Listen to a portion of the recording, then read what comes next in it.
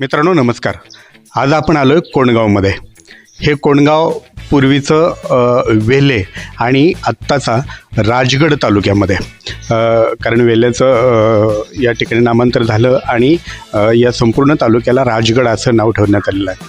हा जर गाव आपण पाहिला तर इथलं अगदी मुक्त हस्ते निसर्गाने या गावावरती उधळण केलेली आहे. आणि इकडे आपण पाहतोय, इकडे हा आहे सिंहगड. हा पूर्वेला सिंहगड आहे. आणि त्यानंतर हा जर आपण उंचाचा डोंगर बघितला दक्षिणेकडे तर त्याच्या पाठीमागे आहे राजगड.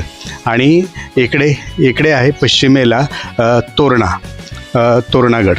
मग अशा हा परिपूर्ण अशा या वातावरणामध्ये छत्रपती शिवाजी महाराजांचं स्वराज्याच्या अगदी मधोमध या ठिकाणी हे आहे कोंडगाव.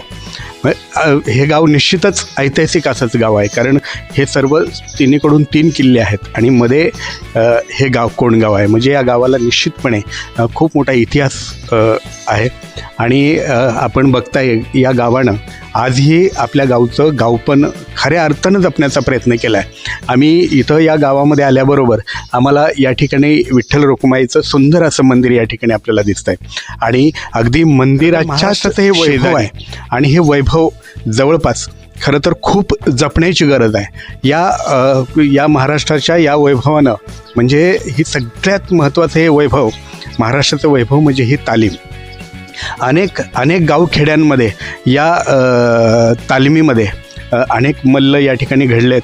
त्याचबरोबर छत्रपती शिवाजी महाराजांचे अनेक मावळे हे खूप मोठे पैलवान होते.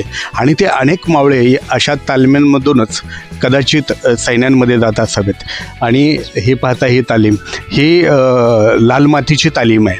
आणि थोडासा व्ह्यूज मी तुम्हाला आतून पण दाखवतो. जुनी तालीम आहे, बरेच वर्ष झालं. कदाचित अनेक इथले तरुण आता तालिमीकडं जवळपास फिरवले, कारण व्यवसायाच्या निमित्तानं, रोजगाराच्या निमित्तानं इथून काही तरुण शहरामध्ये जातात आहे. पण हे वैभव, आनंद याचा आहे की हे वैभव या गावानं आजही जपलेलं आहे. आपण हे बघा, ही तालीम बघा, ही माती बघा, हे खरंच एक खूप मोठं वैभव आहे. हे पहा, ही जुन्या काळात कदाचित सिल्ड मिळालेली आहे, ती पावसानं वगैरे गळत असावी तालीम, त्यामुळे ती खराब झालेली आहे. आणि हे सुंदर वैभव आहे. हे पाहत असताना एक वेगळं फिलिंग आपल्याला येतं, एक वेगळ्या भावना आपल्या मनामध्ये या ठिकाणी निर्माण होतात. आणि या भावना खरं तर महाराष्ट्राच्या प्रत्येक माणसांच्या हृदयामध्ये एक वेगळी जागा निर्माण करून देणाऱ्या आहेत, एक वेगळी भावना निर्माण करून देणाऱ्या आहेत. या ठिकाणी आपण या गावामध्ये फिरत असताना, हे गाव बघत असताना, ही घरं बघत असताना, खरंच जी गावं आपली जुनी खरंच खूप पवित्र गावं होती, खूप चांगली गावं होती, त्या गावांची आठवण खरं तर हे गाव पाहिल्यानंतर, हा परिसर पाहिल्यानंतर आपल्याला आल्याशिवाय राहत नाही. मला या गावामध्ये तुम्हाला अजून एक गोष्ट दाखवायची आहे. ते म्हणजे या तुम्हाला दाखवतोच. कदाचित तुमच्याही अंगावरती शहारे येतील असं हे दृश्य आहे. हे बघा, हे घर आहे. बहुतेक हा महाराजांचा हा छोटासाच पुतळा आहे. अतिशय आकर्षक आणि सुबक हा पुतळा आहे. आणि छत्रपती शिवाजी महाराजांचा छोटासा पुतळा इथं समोर आहे. ही तुळस आहे, आता तुळस वाढली आहे.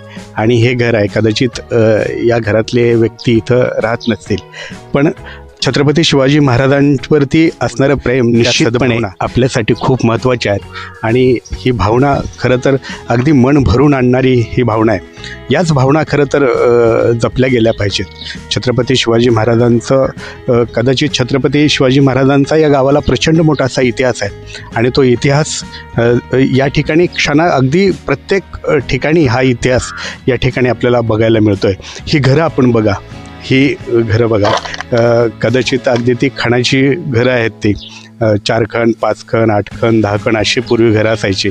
ही घरं आता बहुधा गावखेड्यांमध्येही पाहायला मिळत नाही आहेत, पण या ठिकाणी आपल्याला हे घर पाहायला मिळतं आहे. हे खूप वेगळेपणे या गावामध्ये आपल्याला दिसतं आहे. आपण या ठिकाणी काहींना बोलण्याचाही प्रयत्न करणार आहोत, त्यांच्याकडून या गावच्या संदर्भातली काही माहिती जाणून घेणार आहोत. इथले एक नागरिक आहेत, ते आपल्याला भेटले आहेत, आपण त्यांच्याशी बोलणार आहोत. काय नाव आपलं? राजेंद्र जगन्नाथ दारवटकर. राजेंद्र जगन्नाथ दारवटकर. अच्छा. काय करताय आपण? मी ग्रामपंचायतीमध्ये काम करतो. ग्रामपंचायतीमध्ये कामाला. कोण आहेत सरपंच आता? पूनम पांडुरंग दारोडकर. बरं बरं. आणि उपसरपंच? बाळू वाघू सातपुते.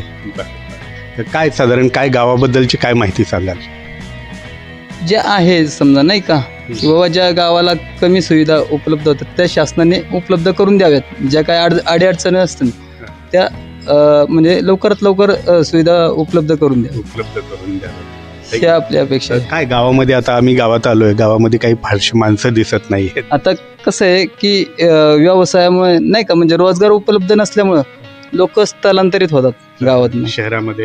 तर ते शासनाने असं अवेलेबल करावं की गावात गाव पण टिकण्यासाठी की गावाला व्यवसाय उद्योग व्यवसाय गावाकडेच अवेलेबल व्हाव्यात.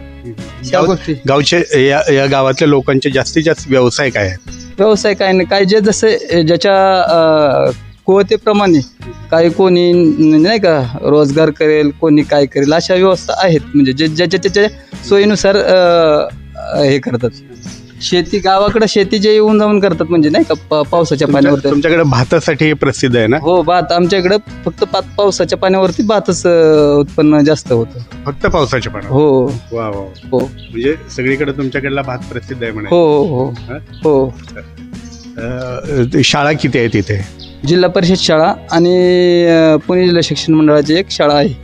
कितवी पर्यंत शाळा आहे? 10वी पर्यंत आहे. हो.